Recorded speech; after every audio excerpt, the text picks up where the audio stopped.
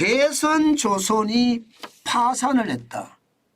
이 조선소가 요즘 난리라고 했잖아요. 수주가 많아서 감당하기가 쉽지 않다고 이야기할 정도로 인력난을 굉장히 많이 호소했는데 웬 갑자기 대선조선이면 그나마 중형조선소인데 이게 워크아웃을 신청을 했느냐 하고 놀랄 수밖에 없습니다. 아니 여러분도 저도 알지만 이 조선소 호황이 시작이 됐다고 이야기했거든요. 그런데 이 대선조선이라는 중형이 무너졌다는 것은 어쩌면 말입니다. 이 조선에 구조적인 모순이 있는 것은 아닌가. 아마 그 생각을 좀 해봐야 될 것 같아요. 예, 여러분 이거 한번 보세요. 지금 대선조선이라고 이게 부산에 뿌리를 두고 있는 향토 기업들이요. 이 대선조선이 무너지기 직전에 컨소시엄을 구성해서 인수한 기업이 대선조선이에요.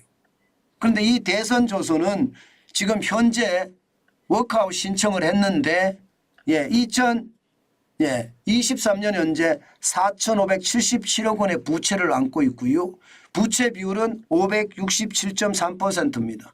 당연히 망할 그런 위기에 있는 거죠. 게다가 임직원 지금 벌써 수개월째 50%의 월급만 받고 있고요. 협력업체는 대금 지급이 지연되고 있는 거 사실입니다. 그런데 지금 워크아웃을 신청을 했다 이렇게 이야기합니다. 자, 여기에서 말입니다. 여기에서 왜 조선업체가 잘 나가는다는데 대선조선은 워크아웃을 신청을 했느냐. 그 내용을 보면 야 진짜 황당합니다. 황당합니다. 한번 보실래요? 바로 이겁니다. 세 가지가 핵심적인 이유인데 첫 번째는 자금 부족이에요. 왜 자금 부족이 일어나느냐. 조선은요 대금 지급을 일반적으로 5번에 걸쳐서 대금 지급을 합니다. 5번에 걸쳐서. 그런데 진짜 많은 금액 그러니까 60에서 80%가 선박을 인도하는 시점에 지급합니다. 이게 조선업의 특성입니다. 조선업의 특성. 예. 헤비테일 방식이라고. 헤비테일이면 여러분 꼬리가 크다 무겁다 이런 뜻이죠. 꼬리가 선박 인도 시에 60에서 80%를 이게 대금을 지급하니까 선수주를 하더라도요. 한 번, 두 번, 세 번, 네 번까지는 굉장히 적은 규모가 오는 거예요. 그죠? 최대 10%까지 오는 거죠. 최대 10%까지. 한 번, 두 번, 세 번, 네 번은. 5번째 지급할 때는 60에서 80%를 지급을 받으니까 그때는 좀 피겠죠. 바로 이 헤비테일 방식으로 계약을 맺기 때문에 지금 당장 말입니다. 조선소에는 돈이 많이 들어오지는 않습니다. 그러니까 문제가 생기는 거고요. 여기에다가 배를 주문하면 인도까지 얼마나 걸릴까요?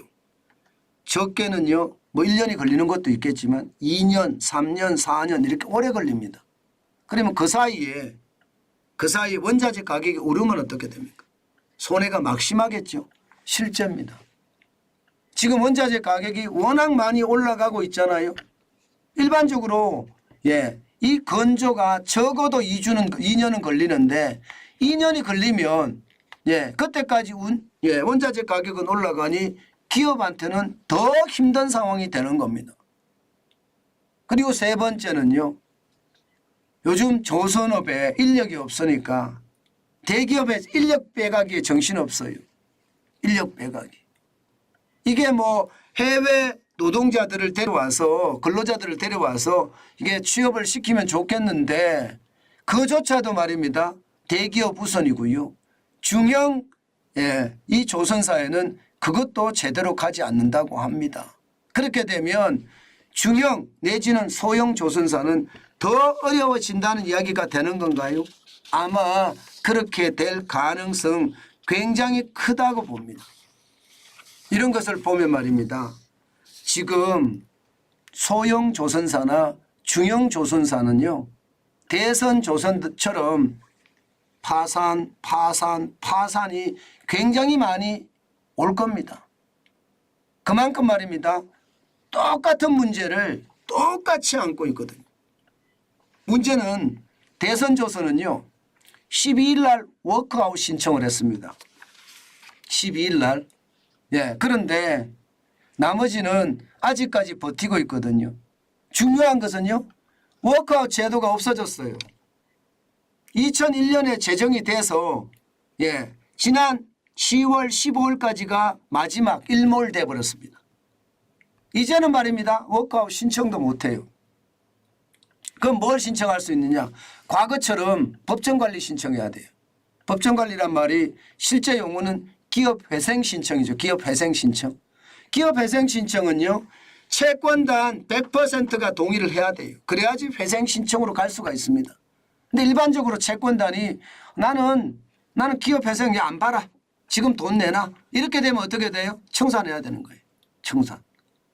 워크아웃 제도는 그래도 75%까지만 채권단이 동의해 주면 현 경영진 그대로 기업 개선 자금하고요, 대주주의 지분을 좀 가져가고요, 그러면서 은행이 출자 전환을 해주면서 기업을 좀 더 원활하게 돌아가게 하거든요. 그러면서 기업들이 살아나게 방법을 만들어낸단 말입니다. 그게 핵심이거든요. 그런데 그게 없어졌어요. 야당 반대로 무산됐습니다. 그러면 어떻게 될까요?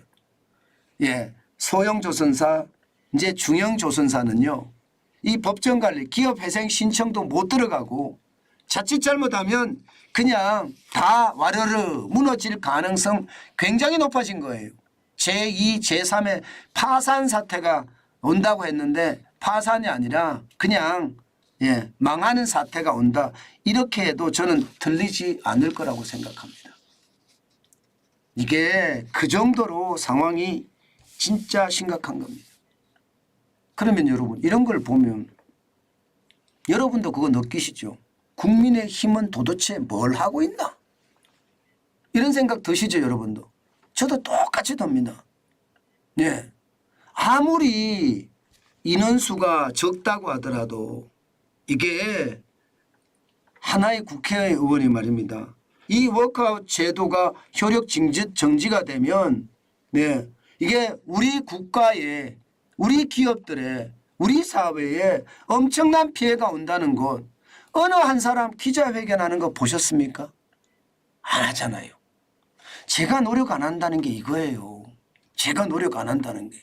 대통령은 중동이 전쟁이 터졌는데 지금 사우디아라비아, 카타르 방문하고 있는데 우리 여당 국회의원님들은 이게 움직이지를 않아요.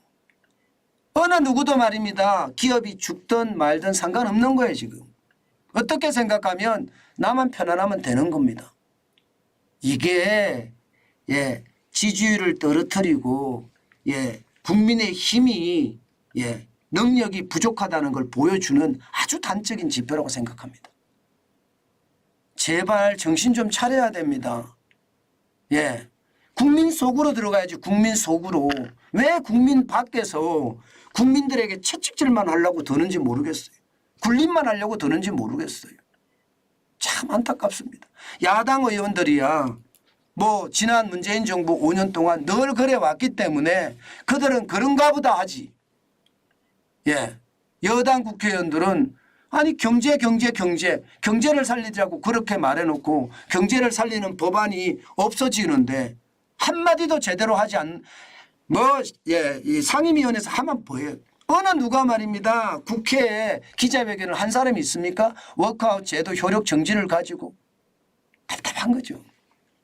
그러니까 지지율이 떨어지고 그러니까 많은 사람들이 지금 자꾸 외면해 가는 거예요. 참 대통령 혼자만 애쓰는구나 이렇게 생각한다는 겁니다. 제발 정신전들 차려서 부산에 조선업의 메카잖아요. 소형 조선사, 중형 조선사. 어렵지만 살아나갈 수 있는 방법 만들어줬으면 좋겠습니다. 그것만이 말입니다. 나라가 나라다워지는 겁니다. 우리나라의 힘은 기업에서 나옵니다. 저는 늘 그렇게 생각을 해요. 자유민주주의와 시장경제를 우리는 국시로 삼고 있잖아요. 그런데 시장경제 때문에 지금 박살이 나고 있는데 거기에 대한 대처법을 마련해 주지 않는다는 것이 안타깝고 또 안타깝습니다.